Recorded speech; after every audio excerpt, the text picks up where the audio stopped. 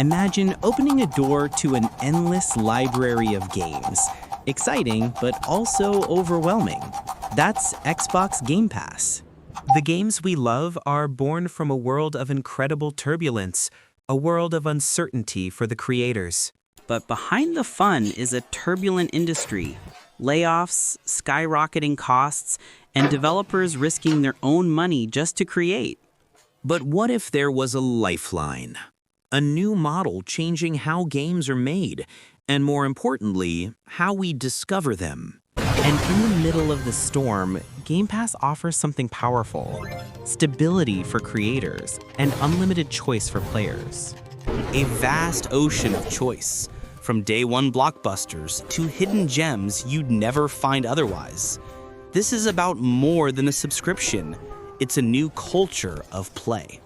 All right, let's just get right into it. If you're a gamer, you've definitely heard of Xbox Game Pass. But what's the real story there? See, it's way more than just a massive library of games. It's actually a key piece in this huge shift in how games get made, how they're funded, and yeah, how we play them. So today, we're going to break down its true value in the pretty complex and sometimes kind of chaotic world of gaming in 2025. And you know, this quote from a Reddit user, Sephiroth, just nails it, doesn't it? You open it up and whoosh, you're hit with this giant wave of options. It can honestly be a little overwhelming. So in this explainer, think of us as your map to help you navigate that ocean. But first, to really get why a service like Game Pass even exists, we have to look at the bigger picture. The, let's call it, turbulent reality of the video game industry right now.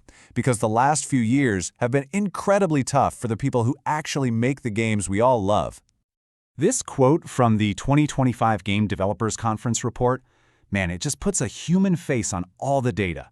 This isn't just a statistic on a spreadsheet, it's the scary, day-to-day reality for thousands of super talented people in the industry. And that one personal story is unfortunately part of a much bigger, much more worrying trend. A staggering 11%, that's more than 1 out of every 10 developers, were laid off in the past year alone. Think about that. And the impact just ripples out from there. It's not just about the people who lost their jobs. Among developers who are still working, 58% of them are worried about layoffs in the near future. That is a huge cloud of uncertainty just hanging over the whole industry. And that uncertainty, it creates some serious financial pressure. With traditional funding getting harder to lock down, 56% of developers are now self-funding their own projects. They are literally putting their own money on the line to bring their creative ideas to life. So what's causing this perfect storm? Well, according to the developers themselves, it's a mix of a few big things. There was this huge overexpansion during the pandemic that's now kind of snapping back. At the same time, production costs are just skyrocketing. And there's this immense pressure on every studio to somehow produce the next big hit in a market that's changing all the time. Okay, so that's the tough reality. But the industry is nothing if not resilient, and it's adapting. And this is where subscription services like Game Pass really come into the picture. Not just as a cool thing for players, but as a potential solution to all that instability. So the model Game Pass uses is sort of a hybrid. It's got that massive subscription library, right? But it combines it with live service games. You know, the ones that are constantly getting updated. For developers and publishers, this creates a much more predictable, steady stream of revenue, which is an absolute lifeline in such a volatile market. And if you look at their strategy compared to the competition, there's one massive difference. I mean, services like PlayStation Plus have incredible libraries, no doubt, but Xbox has a true killer feature, putting its huge first-party games on the service on day one. That completely changes the game for how you get to play brand new AAA titles.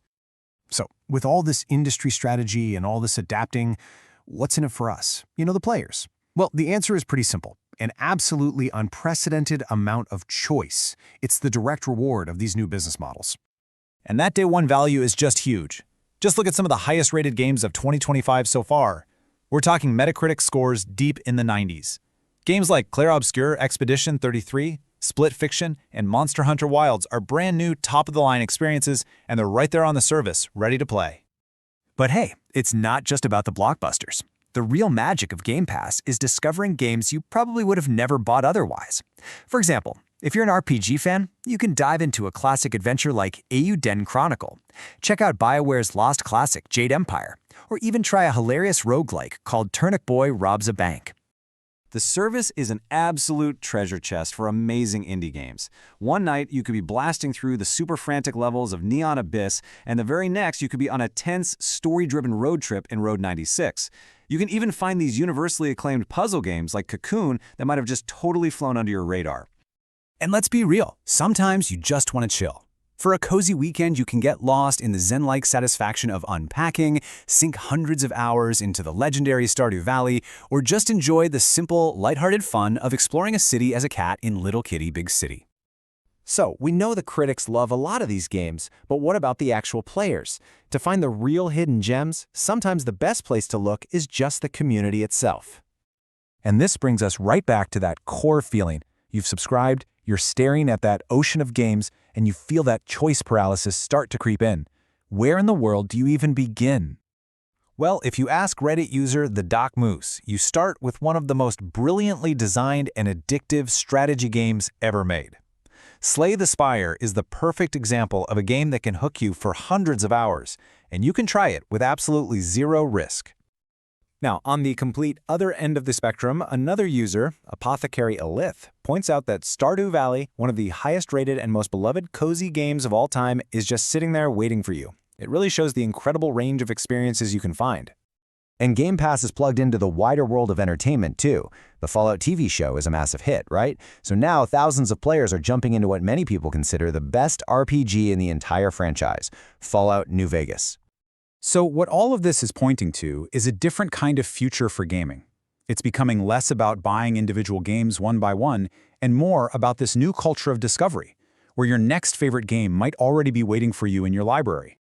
And make no mistake, this is not just a passing trend. I mean, look at the data. The global market for game subscriptions is projected to explode from 180 million subscribers in 2023 to nearly 320 million by 2030. This model is quickly becoming a core part of the industry. Which leaves us with a final, fascinating question. In an industry that is changing so fast and facing so many challenges, is this model, this vast ocean of choice, the ultimate way for us to discover the games we're going to truly love?